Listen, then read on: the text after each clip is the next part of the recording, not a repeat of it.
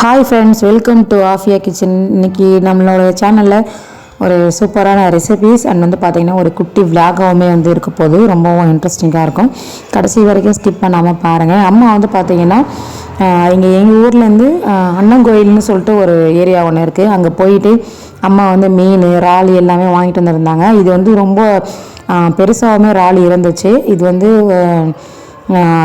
kg 500 ரூபாய்க்கு வாங்கிட்டு வந்திருந்தாங்க. இது பார்க்கறதுக்குமே ரொம்ப சூப்பராக இருந்துச்சு. ஆனால் ஃப்ரெஷ்ஷாகவுமே இருந்துச்சு. ஸோ அதனால தான் அவங்கள்ட்ட ஒரு குட்டி கிளிப்பிங்காக ஆட் பண்ணியிருக்கேன். எப்போதுமே ஒரு மீடியம் சைஸ் எறா இல்லை குட்டி குட்டி எறா தான் சாப்பிடுவோம். ஆனால் ஒரு நாள் இப்படி கொஞ்சம் பெரிய எறா வாங்கி சாப்பிட்லாம் அப்படின்னு சொல்லிட்டு அம்மா அண்ணன் கோயிலுக்கே போயிட்டாங்க. இங்கே எங்கள் ஊர்லேயுமே ஃபிஷ் மார்க்கெட்லாம் இருக்குது. ஸோ இருந்தாலுமே அம்மா அங்கே போயிட்டு வாங்கிட்டு வரலாம் அப்படின்னு சொல்லிட்டு அங்கே போயிட்டு வாங்கிட்டு வந்திருந்தாங்க. அம்மா ஃபஸ்ட்டு எறா க்ளீன் பண்ணி ஃப்ரெஷ்ஷாக இருக்க மாதிரி சமைச்சிடலாம் அப்படின்னு சொல்லிட்டு இன்றைக்கி சண்டே அதுவுமா செஞ்சிடலாம் அப்படின்னு சொல்லி அம்மா க்ளீன் பண்ணிக்கிட்டு இருந்தாங்க.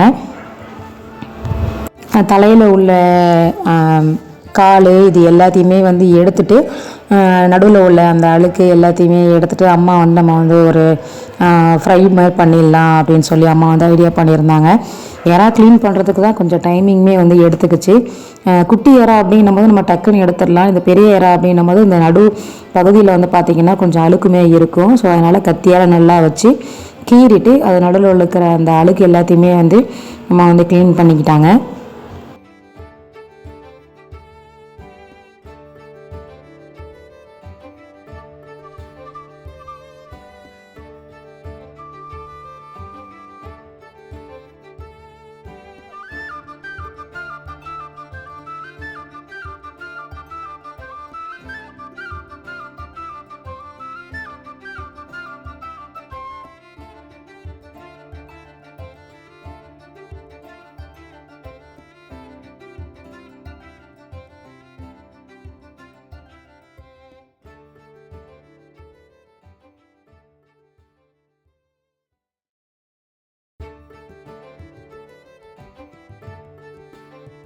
ஃபைனலாக எறா க்ளீன் பண்ணதுக்கப்புறம் பார்த்திங்கன்னா சிக்கனுமே வாங்கியிருந்தோம். ஏன்னா ஆஃபிக்கு இந்த சண்டேயில் சிக்கன் செஞ்சு கொடுக்கலாம் அப்படின்ட்டு.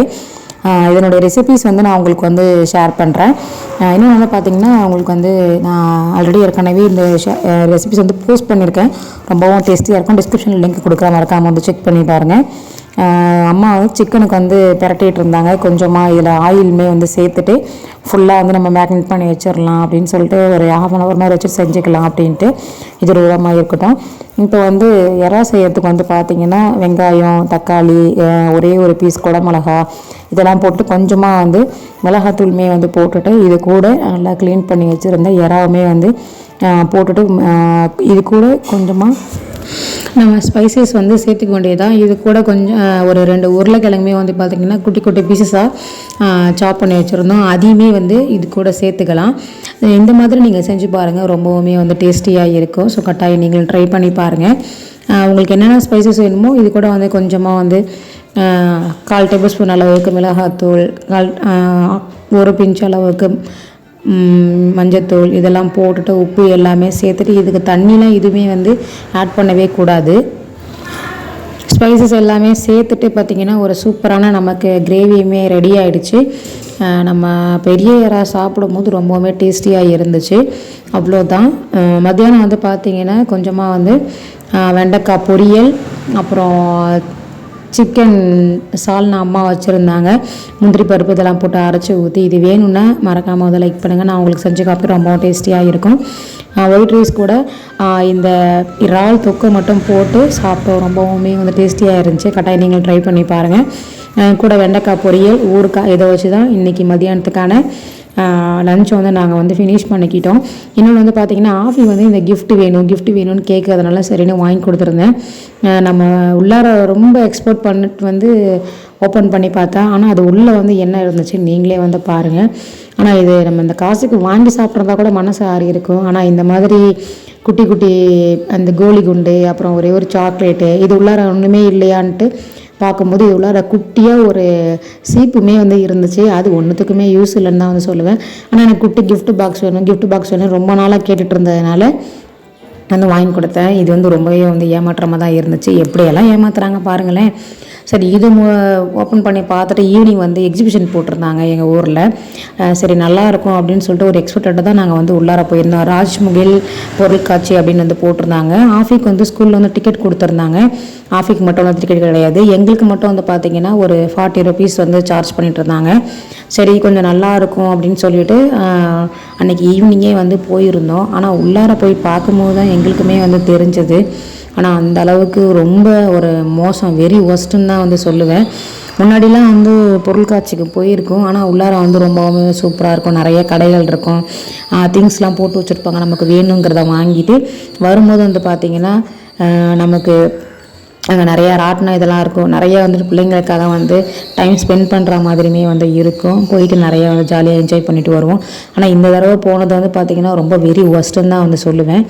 இன்னொன்று வந்து பார்த்திங்கன்னா அந்த கூண்டில் வந்து காரு பைக்கு இதெல்லாம் சுத்தம்ல, அதை வச்சு மீன் பண்ணி தான் வந்து இந்த பொருட்காட்சியுமே வந்து போட்டிருந்தாங்க. ஆனால் உள்ளார போனதுக்கு வெரி ஒஸ்ட்டு. அந்த காசுக்கு நம்ம உள்ளார டிக்கெட்டை கொடுத்து போனதுக்கு வேறு ஏதாவது வாங்கி சாப்பிட்டு வந்துருக்கலாம் அப்படின்னு தான் எங்களுக்குமே வந்து மனசில் தோணுச்சு. சரின்னு சொல்லிட்டு இதையுமே வந்து முடிச்சுட்டு சரி அங்கே சாப்பிட்றதுக்குமே வந்து பார்த்திங்கன்னா எதுவுமே வந்து கிடையவே கிடையாது. நான் சொன்னது இந்த கூண்டு தான்.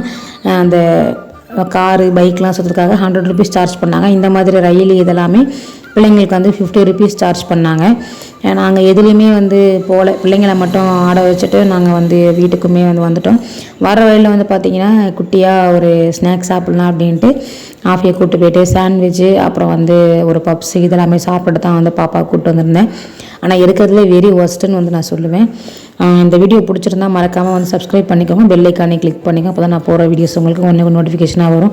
நிறைய பேர் சப்ஸ்கிரைப் பண்ணாமலே பார்த்துட்டு இருக்கீங்க, ஸோ மறக்காமல் சப்ஸ்கிரைப் பண்ணிக்கோங்க. உங்களுக்கு யூஸ்ஃபுல்லான வீடியோவாகவுமே வந்து இருக்கும்.